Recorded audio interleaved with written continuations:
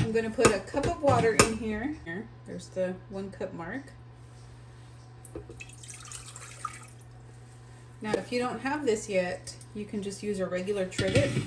This one right here, it came with the Instant Pot, and you just place it right there. And it's just like that. It just goes on there. You got your water here, and then you put your potatoes on top, or your eggs, or whatever you're cooking, steaming. But what I'm gonna do, my preferred method, is to use this basket. That way I'm not trying to grab the potatoes out with like some tongs or something. I just grab this, lift it up, and it all stays in there. So this is what I'm gonna use. All right, so I'm gonna cook these 4 potatoes. And just like the garbanzo beans, we are gonna experiment together because I have never done potatoes in the Instant Pot, you guys.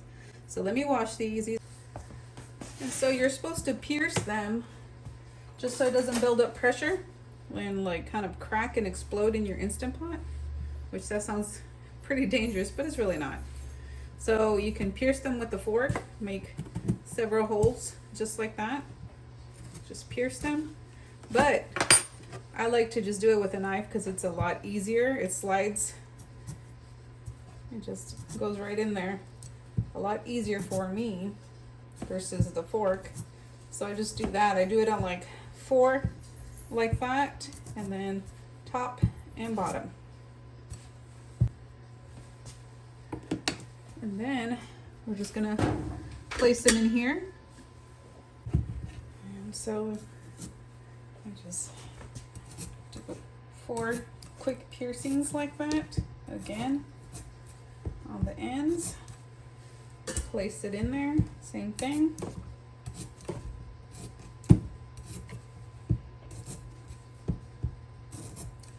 Place it in there. All right, last one.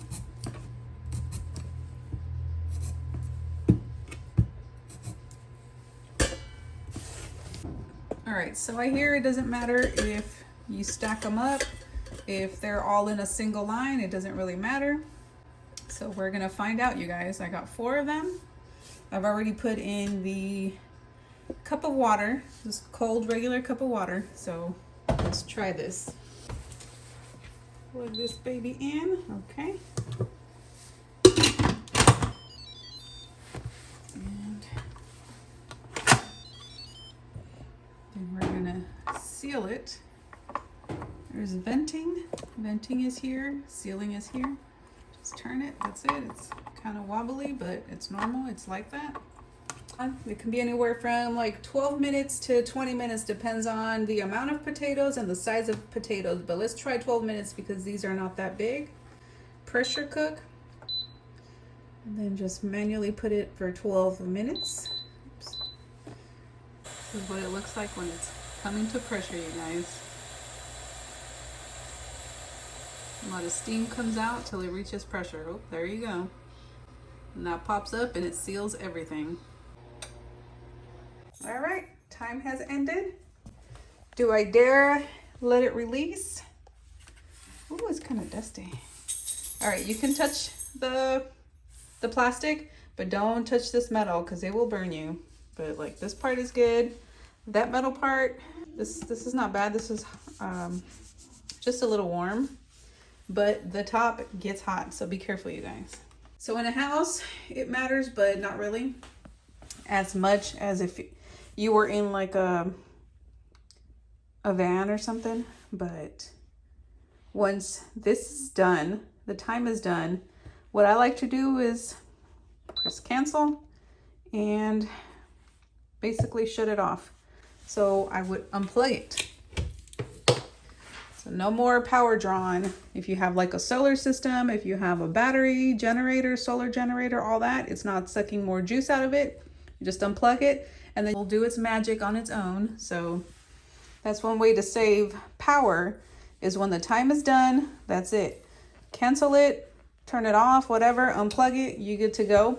Then you just make sure you keep the time yourself, how much of the natural release you need, or if you just gonna let it do its thing for a while and open it later in the evening, whatever. but that'll save you a lot of battery power. So for the sake of this experiment, I'm just gonna release it myself. Don't let any natural release happen. Boom! Ladies and gentlemen, don't be scared of that. Next time I will just let it naturally release. Okay, there's the valve, it went down. Now I can open it, no problem. But like I said, when you're releasing the pressure, don't put your hand over it, guys. Don't do that. Don't put nothing over it. Do it on the side. Just grab the little edge. If you're scared, grab some tongs or anything and just kind of push it. That's all you got to do. All right, y'all, let's see. Look normal. Oh no, it's still a little hard. Let's see, but the fork goes through. Just move it. Well, that one's done.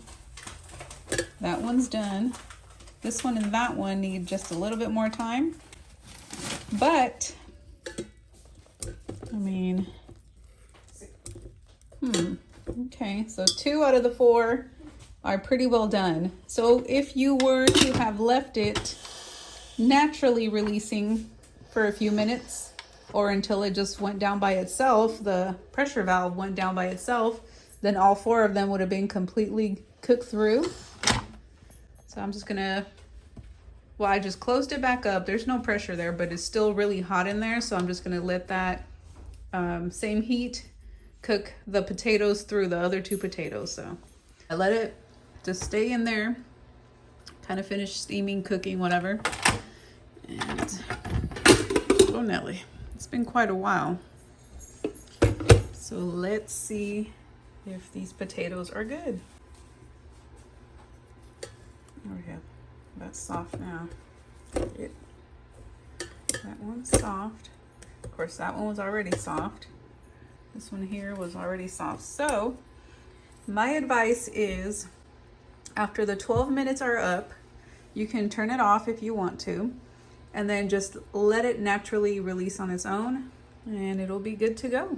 That way you don't waste electricity, more power, especially if you're living in a van or kind of an off-grid situation where you want to keep as much of your battery power as possible. But in a home, hey, it's a little bit different, but still 12 minutes for these size potatoes, about medium size, I believe. I had to experiment making, you know, these kind of baked potatoes in the Instant Pot, just in case I don't have a microwave available, but I do have my Instant Pot because I usually take that with me when I go on extended road trips. If I go see family members and I know they have an Instant Pot, obviously I don't bring it, but there's times where I do take my Instant Pot with me and I can cook a variety of things. So I just wanted to try that out and see, but I like it. I like it. It works. Not a lot of hassle, not a lot of mess. And, you know, my preferred method is, you know, stab them, poke them with a knife or a fork and put them in the microwave. Put it about 5 minutes, flip them another 5 minutes, and they're good to go. But on the Instant Pot, it was 12 minutes plus all the buildup of pressure, 12 minutes, and then the natural release. So it takes a little bit longer. But if that's all you have, then that's all you have. And it's a good way to do your baked potatoes. And heck, it works. It works for me. So there it is. Of course, this is so handy, you guys. I love it. Still water down there. That's why I love this one right here.